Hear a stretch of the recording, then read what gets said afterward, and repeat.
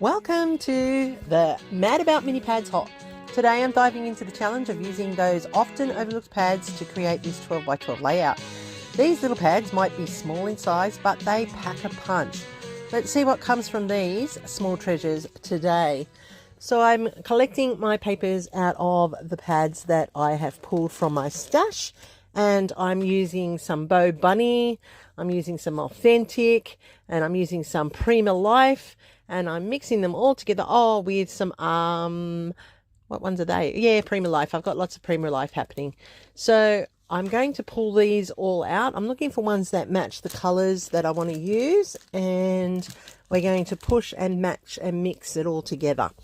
So it just proves that just like your big 12 by 12s, these little 6 by 6s do allow for such creativity, and their patterns allow for a diverse range across your page, and it doesn't have to all come from the same one.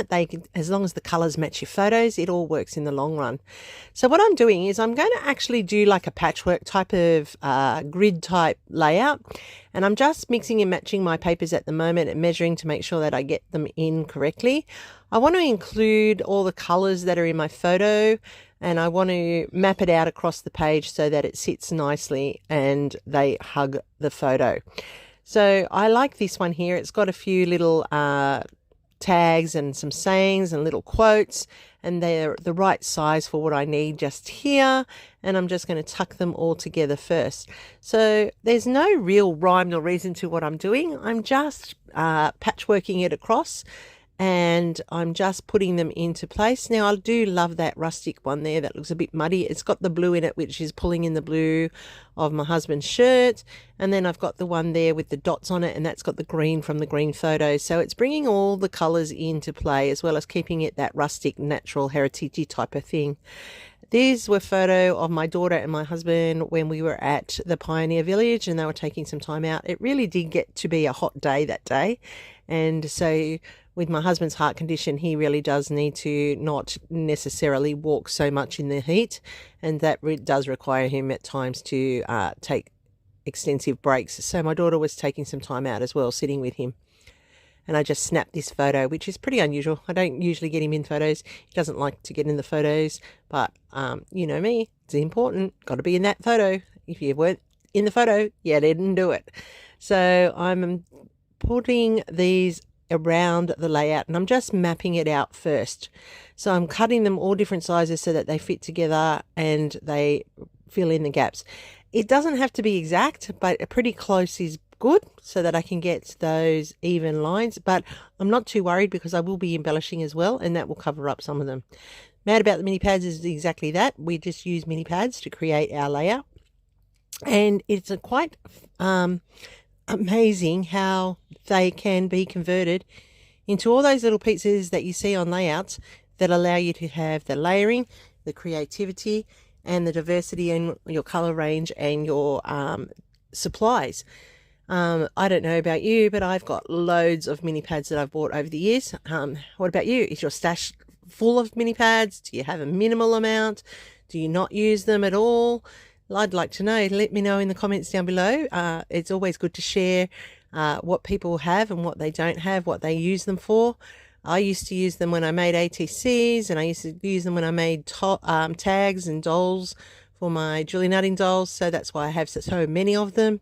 But now using them on the layouts for this hop is amazing as well. So they're getting out of my stash and onto layouts.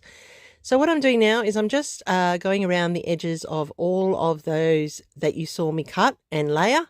I went off screen and I stuck them down into place so that I've now set up my grid, and I'm using the black pen to go around the outside. That's allowing each of those papers to stand out and pop up off that background. And I've used a beige background, not a plain white one, just a beige one. And that's allowing for the colors in the papers to really show through. And I just like how the black edging is making that much difference to the layout by making each of those stand out individually. And this is just doodling. It's not exact. And where I do go over and make a little bit of a double edge on it, I will go back in and do some faux stitching just so that it looks like it was meant to be part of it. Now off screen I went and added my journaling to that top part, and now I'm going to just layer up some fussy cut flowers that I've taken from other scraps that I've lying around. I'm going to build in that heart which I have cut from a previous layout and it was leftovers. So I'm just using what's laying around in my scrap box to the side with all my embellishments, and I'm just building up little clusters at cluster points with the flowers, and then I'm putting in some tags and labels just to as anchor points. And I've had these 3 butterflies which I'd cut for a previous layout and hadn't used. Now this page that had all those tags and things has these little squares on it with little quotes and a clock, so I'm adding those in, and I'm just contemplating what else I'm going to put in. There are the words here that says always and together, so I'm going to put those on there, and I think I'm going to put them to the top in that empty space of that photo. I'm liking how this is coming together. I will go off screen and I will put it all down. You don't need to see me sticking all of those down. You know how to stick down embellishments. And I have moved that top left one up a little bit more into a shorter, more compact cluster. And what I'm doing now is using my Martha Stewart punch there with the leaves, my favourite punch. And I'm punching out some foliage with some leftover of that mini paper, and I'm just tucking them into the flowers just to bulk it up, and you can see what a difference using those leaves makes to your clusters. They're subtle, but they're also the colours of the layout, so they just blend in beautifully. And I like how that just finishes off those little clusters by giving them that extra little bit of bushiness that they need, and to make them look like real plant clusters. So I'm loving how this has come together. Let me know down in the comments what you like about it, what you think would have been better, would have been different. I'm always open to feedback, wanting to hear what you think.